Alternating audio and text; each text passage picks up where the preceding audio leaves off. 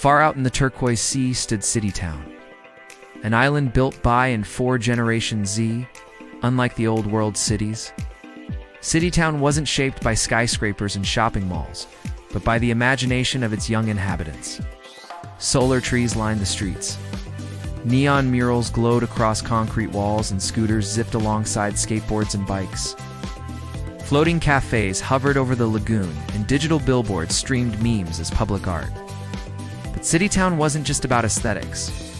It was divided into 5 loosely defined groups, each with their own vibe and corner of the city. And each group reflected a different aspect of Gen Z itself. A generation more diverse, fragmented, and complex than any before. First, there were the dudes and dudettes.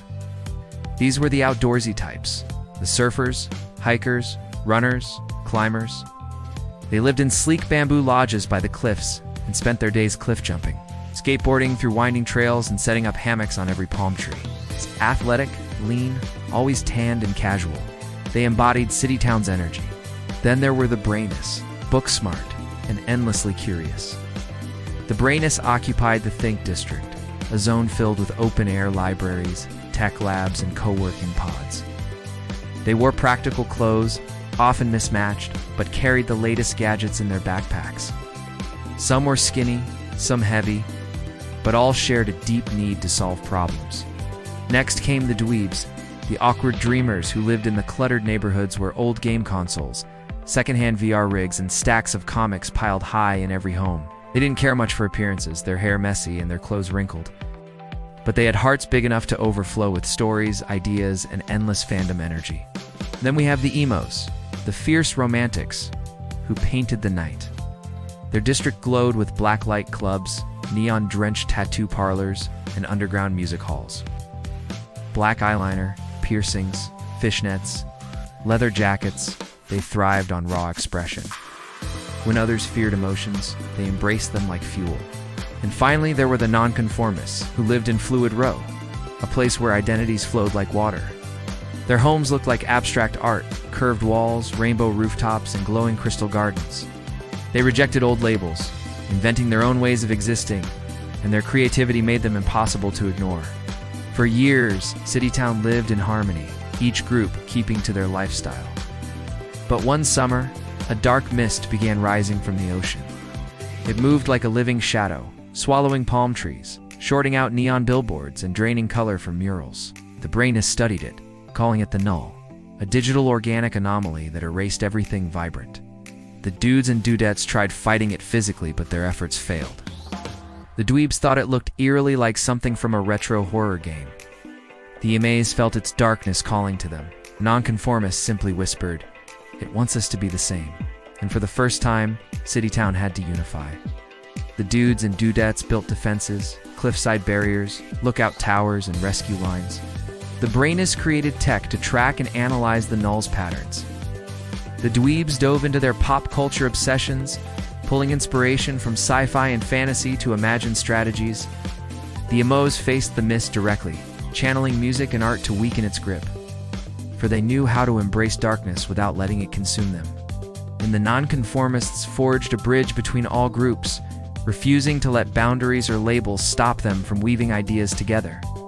Together, they prepared for the null's next move, each group bringing what they were best at, what they valued most. The dweebs set up holographic decoys to distract the mist. The brainists overloaded its sensors with data, while the dudes and dudettes used kayaks to redirect its path. The emos sang mournful songs that cut through the gloom, and the nonconformists danced in defiance, creating beauty in the face of erasure.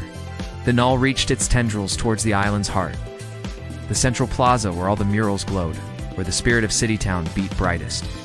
Seeing this, every group fought harder. The dweebs projected a final image, a kaleidoscope of colors and faces. The brainists amplified it with a citywide broadcast. The dudes and dudettes scaled the cliffs to see it from above. The emas poured every ounce of feeling into one last anthem. And the nonconformists, with paint, chalk, spray paint, marker, whatever they could grab, they drew, they wrote, they marked their territory, their existence, their truth. The mist couldn't withstand the storm of individuality. It fractured, dissolved, and scattered into harmless sparks. As the sun rose over Citytown, bathing the island in gold, the people emerged from their homes, blinking at the sky, at each other, at the world remade. The plaza, once monochrome, now shone with 1,000 new colors, 1,000,000 new designs, 1,000,000,000 new perspectives.